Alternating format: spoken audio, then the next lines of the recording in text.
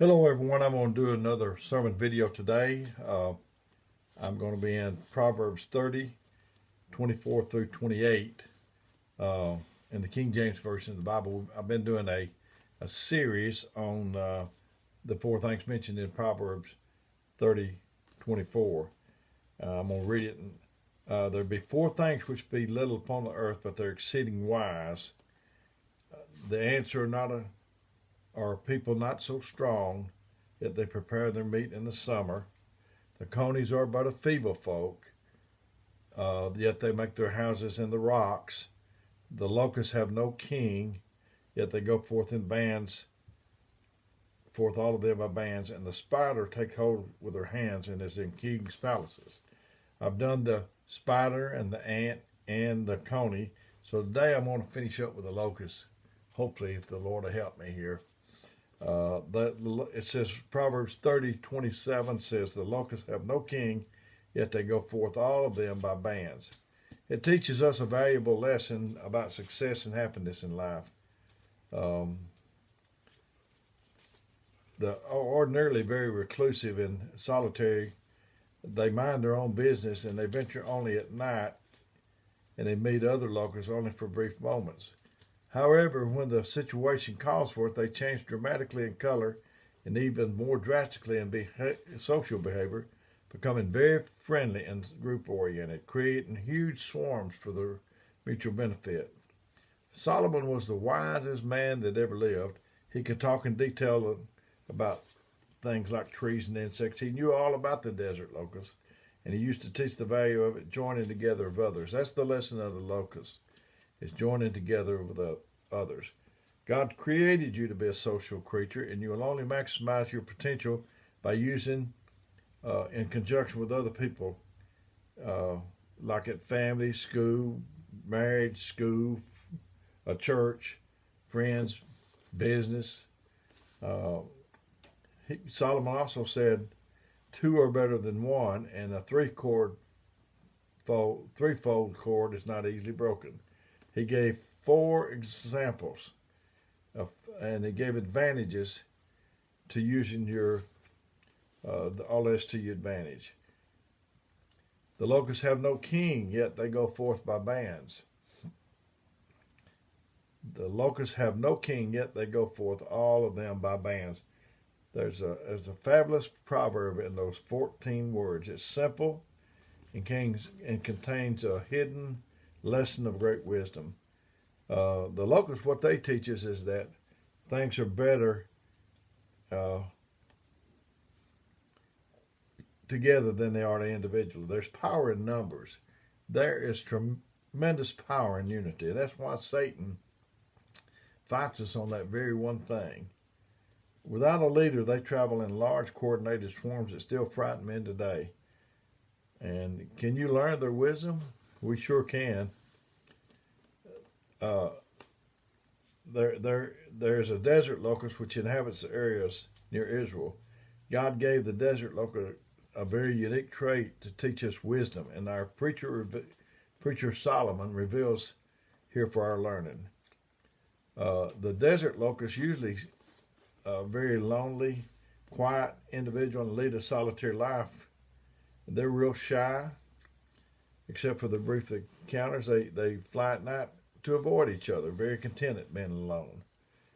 But when put in a crowded situation with other locusts, they drastically change to become social creatures. The radical change in personality is their unique trait. They start swarming together, and they do so in very coordinated ways, with sometimes billions of locusts involved. So great is this transformation that they're like two different species when they get together. They're basically alone, and then they get together, and it's just like two different personalities and creatures.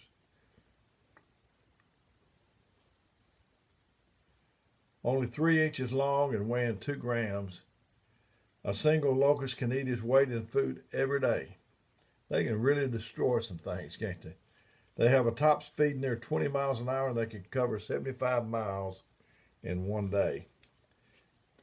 With a few others, they can ravage a country, devouring most edible things in their path. A swarm of locusts covering 2,000 square miles crossed the Red Sea in 1889 and was estimated to weigh 500,000 tons and contain 250 billion individual locusts. And swarms still occur today and are a serious threat to agriculture from North Africa to Asia.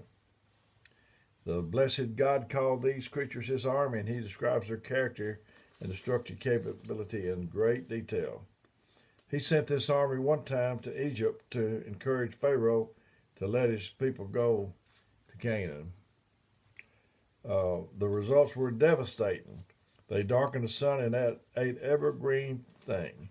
He commands the locusts, and he created the great use of society.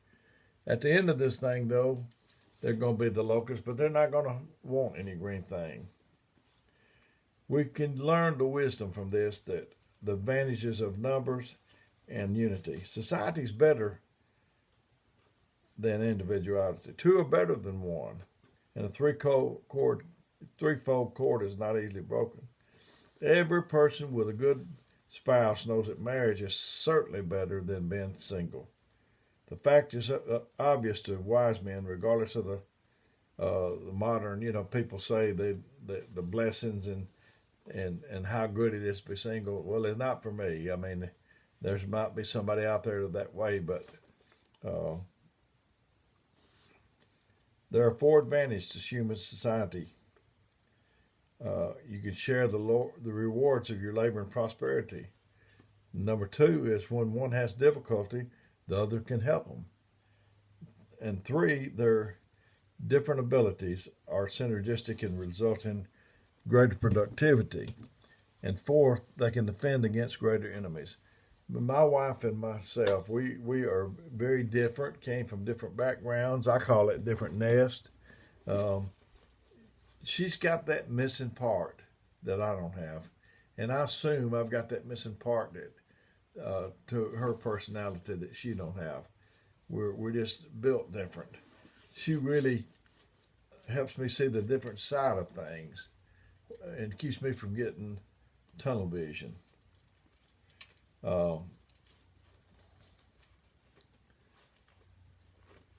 God has chosen human society to maximize human potential.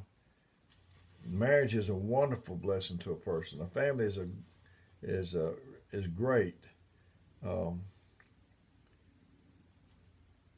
We see the purpose of the local church from our locust examples. The children of God join together in a common society for the greater benefits of the group. They can thrive spiritually when they use one another. And the apostles taught this fact. You can get done more than you can individually. I don't know everything, and there's people in our church that know things that I don't, and we complement each other, hopefully, and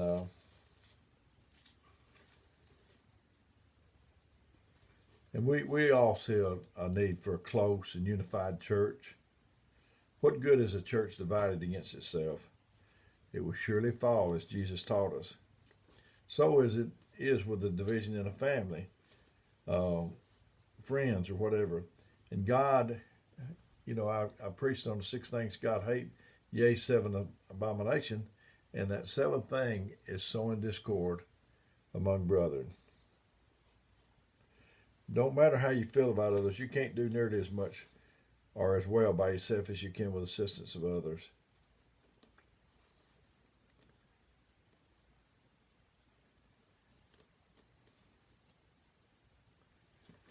I think about the man on the cot, the mat, or whatever, and they were taking him up. They brought him to the house where Jesus was, and it was so crowded they couldn't even get in the door. And I just think about myself being on the mat sometime. He didn't get 4 people that was as dysfunctional as he was or couldn't do any more than he did. He got 4 people that could do more and go further than he could go. That's what we need. That's the advantage of having other people. is because with them you can go further than you can go by yourself. Um, and I've said before, they couldn't get him in the front. So he probably said, if it was me on the cot and I had four brothers from Meridian, well, I'd probably say, well, all right, brothers, y'all tried. I mean, you tried to get me in, and I appreciate it. And you can just take me on back if that's what you want to do. And they said, no, we're not going to do that. We're going to get you in. And that's what the mindset of those brothers that day. They went up on the roof and cut a hole in the roof. It's in Mark, the second chapter, I believe it is, and let him down through that hole. And I've remarked before, I want four tear off the roof guys on my team. That's exactly what I want. I want people that can carry me further than I can go by myself. We can help one another. I know we can, and I'm trying to get us to take the lesson of the Locusts today and be more powerful as a group. So my phone number is 256-508-4410. If you need me, give me a call or a text, and I'll try to get back to you when I can. Probably not exactly when you call or text, but I'll get back to you as soon as I can. And may God bless you until next time.